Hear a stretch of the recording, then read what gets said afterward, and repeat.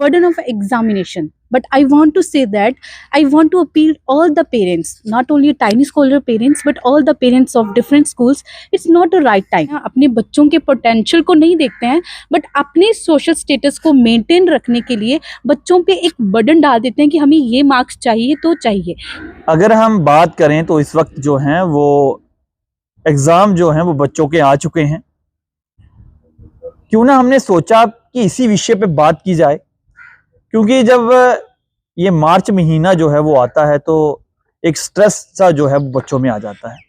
अगर पेरेंट्स की बात करें तो उनको भी एक स्ट्रेस है, और बच्चों पे तब स्ट्रेस आता है जब उनके पेरेंट्स कहते हैं कि हमें इस बार जो है वो नंबर अच्छे चाहिए और ग्रेड जो है वो भी अम्बल नंबर चाहिए। तो मैं ये जानना चाहूँगा, आज हमारे साथ टेनिस स्कॉलर स्कूल कठुआ की प्रिंसिपल हैं हमारे साथ रीना खजूरिया जी।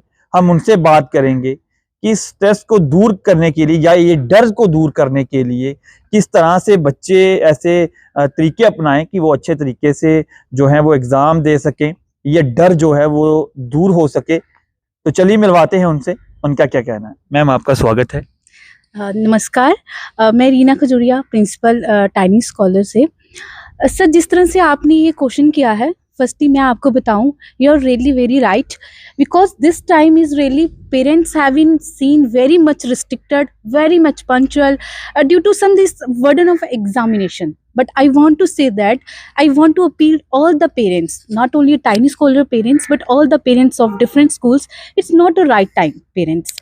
You just have to change your perspective regarding the examination, regarding the academics, because अगर हम ही स्ट्रेस में रहेंगे, I am also the parent of 2 kids, अगर हम ही स्ट्रेस में रहेंगे तो हमारा एक माहौल बन जाएगा, हम बच्चों को भी वही जो स्ट्रेस होता है, सर मैं आपको बता दूं, पेरेंट से ही ट्रांसफ़र होता है बच्चों में।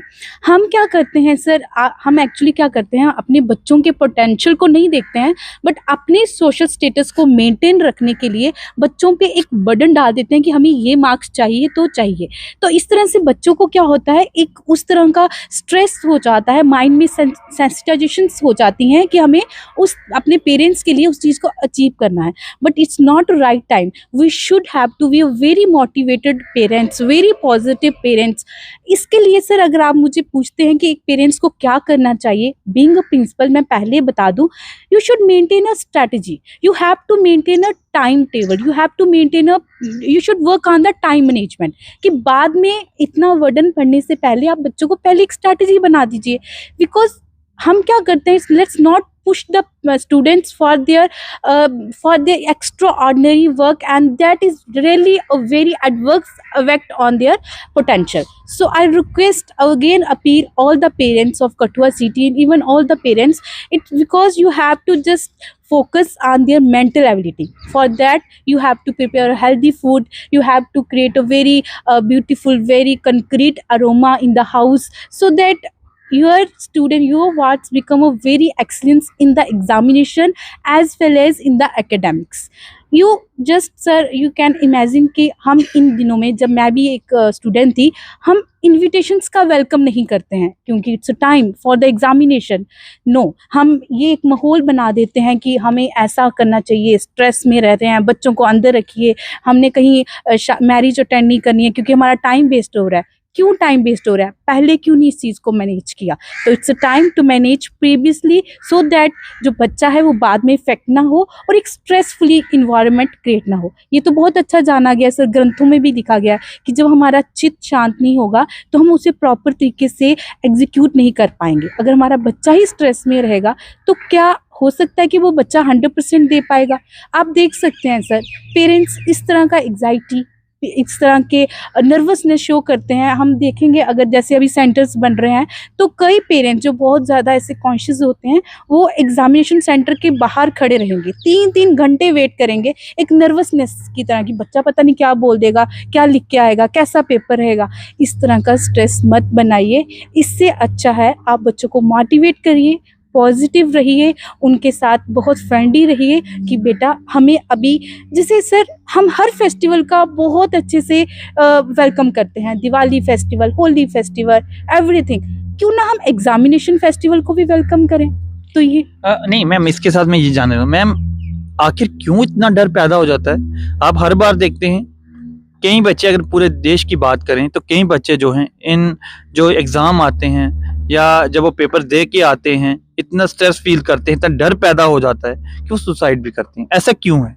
हाँ सर, मैं मानती हूँ ये जो रीज़न्स हैं, जो बच्चा बहुत ज़्यादा एंटी सोशल एक्टिविटीज़ में कर जाता है कि उसे उसे कोई ऑप्शन नहीं रहता ना सर। हमने पहले पेरेंट्स ने डेडलाइन दे दी होती है कि आप इन ग्रेड्स में अगर फॉल नहीं करेंगे then you will be the just very मतलब आप बहुत एक डफर स्टूडेंट हो, हम इस तरह से बोल देते हैं आप कुछ कर नहीं पाओगे लाइफ में, हम उसको डीमोटिवेट कर देते हैं। तो आप ही समझिए, जिस बच्चे को बार बार वही सुनने को मिले कि आप नहीं कर पाओगे, आप नहीं करते हो, तो बच्चा वो डीमोटिवेट होकर कुछ ना कुछ ऐसा स्टेप लेगा जो उससे पहले टेंस फ्री रहेगा। वो सब क्या रहता है?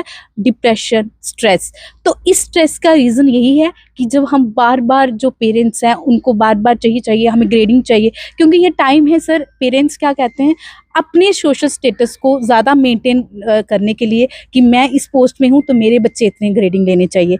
तो ये नहीं देखते कि मेरे बच्चे का पोटेंशियल क्या है, हमें उस पोटेंशियल पे काम करना है, ना कि अपने सोशल स्टेटस की वजह से अपने बच्चों की एम को, अपने बच्चों की लाइफ को, क्योंकि लाइफ बहुत प्रीशियस है, तो इस लाइफ को हमने इस तरह से वो ख़राब नहीं होने देना है कि एक मार्क्स की वजह से हम बच्चों को स्ट्रेस करें।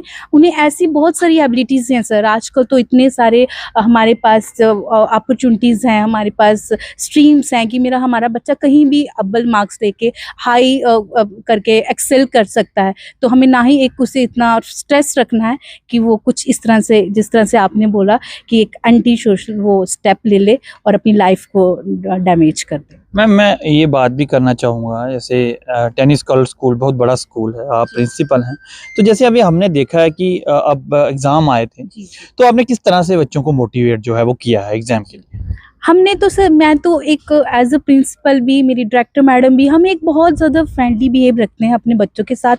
तो वही मैंने जैसे बोला, जैसे मैं पेरेंट्स को रिक्वेस्ट करूँ कि आप टाइम मैनेजमेंट रखिए, सेम मैंने 3 टाइम्स इनके प्री बोर्ड्स लिए हैं, जैसे सैम्पल पेपर्स होते हैं, फिर मैंने इनके गोल्डन टेस्ट लिए हैं, और ये सर हमारे टेस्ट शेड्यूल्स चलते रहते हैं। बहुत सारे जो पेरेंट्स हैं टाइनी स्कॉलर्स के, वो उनको भी पता होगा कि सर ये बहुत ह्यूज टाइम है।